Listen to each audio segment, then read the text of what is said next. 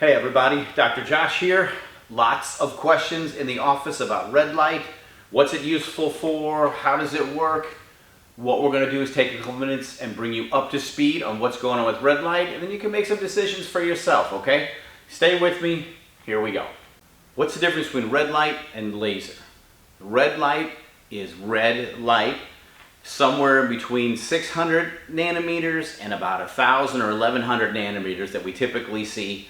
That's red light. It's light in the red spectrum. Laser is a far more powerful beam of light or a beam of radiation that we use that is most of the time it's infrared, so it's invisible. It's not colored. But some of you in the office, you'll see the targeting beam for the laser and it's red, and so that gets confused with it.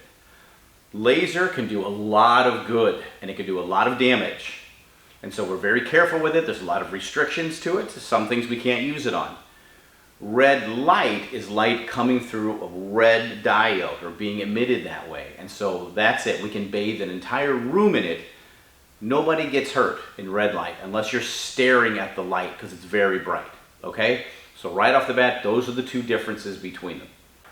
Wavelength and penetration. We talked about how red light comes in between, let's say, 500, 600 nanometers all the way out to 11 or 1200.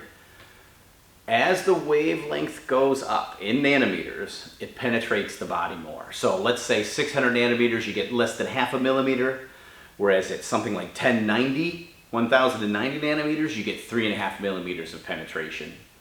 Moving the red light closer to your body does not make it penetrate more. It just means more light can penetrate. Think about it this way. If I have a flashlight and I'm moving it closer to you, it appears brighter. But it's not brighter, is it? It's just closer. The more beams are hitting your eyeball. That's the way red light works, because it's also light.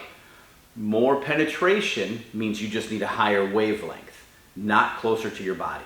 That's a really big deal, because when we want to get the most amount of penetration for our unit of time, we want the higher wavelengths. But sometimes we just want a more surface level. We don't want it really deep. And so that matters in terms of the red light that we're choosing, okay? If you're working on muscles, you want that muscular relaxation, that post-workout thing, that recovery thing, you want a deeper penetration.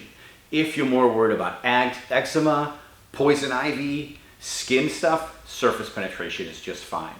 So that changes the cost that you're gonna pay for your machine, and it changes a lot of the other variables. So I want you to make sure you understand it. It's a really big deal, and it's very commonly misunderstood, okay? Wavelength is penetration, not distance. But the closer we move it, the more we ensure that those waves or those light is getting into the skin. Cool? All right, so the next thing. Okay, you made it this far. We talked about wavelength and penetration. Now we're gonna talk about irradiance. If I have a very weak light and I shine it at you for an hour, or I have a very powerful light and I shine it at you for just a couple minutes, you're gonna get more total light from the very weak light and the large amount of time. What you need is enough power behind the light that's hitting you. We call that irradiance. Enough energy to trigger the red light response. What's the red light response? It is thought to be, what the evidence so far supports, is that the red light eliminates the reactive oxygen species or free radicals, and that allows your mitochondria to function at a higher level. We're upregulating them. We're speeding them up at a cellular level. And that's what's cool about red light. There is very few things that will speed you up or upregulate you at a cellular level that are not addictive or incredibly dangerous. And that's why we like red light so much. So between 20 and 50 milliwatts per centimeter squared, that's the irradiance that we're looking for. We measure that in joules just by adding seconds, right? 100 milliwatts times 10 seconds, 1,000 joules, right? Or, well, watts per second, you know what I meant. The deal is that those are your baseline therapeutic values. So far, there's lots of studies coming out that talk about different levels to reach a therapeutic value. You want to get enough irradiance in a short enough amount of time to produce a therapeutic effect without thermically burning your body, which is hard to do with red light. But the point I'm making, it matters. A very, very weak one is not going to do you any good. in an era where these things aren't regulated as well, that's something I want you guys to be aware of, okay? Okay, so what do we use it for?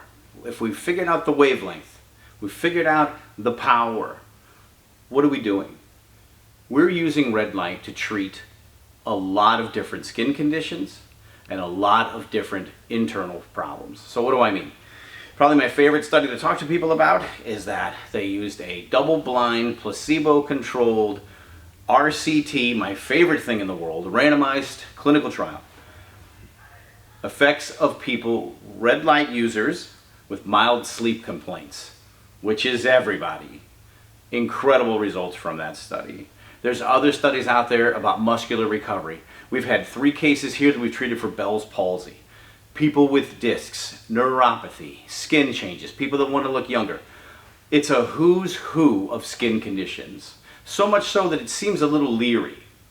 The downside is you have to do it consistently. Red light is not a one and done like laser can be. Red light is weeks of use. 15, 20 minutes at a time. Some of the machines around, like our machine, you can get it done in 10 minutes on each side. So 20 minutes total if you're treating your front and your back.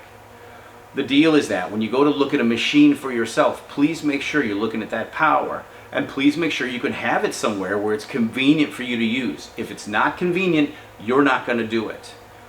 Red light is showing to be very promising, very safe, very non-addictive, and incredible for well-being, but also for physical changes to your body. But it's none of those things if you can't do it consistently. So when you're thinking about setting this up for yourself at home, make sure you've got a great spot. If you don't want to deal with any of that, then just come see your buddies at Midwest Family Wellness. We've got a brand new red light suite that we've built just for you. We're in the process of building a second one. Talk to us and we'll get you on board, okay? I hope that answers your questions. If you have further ones, I will see you in the office and we will talk about it, okay? Have a great week. Bye.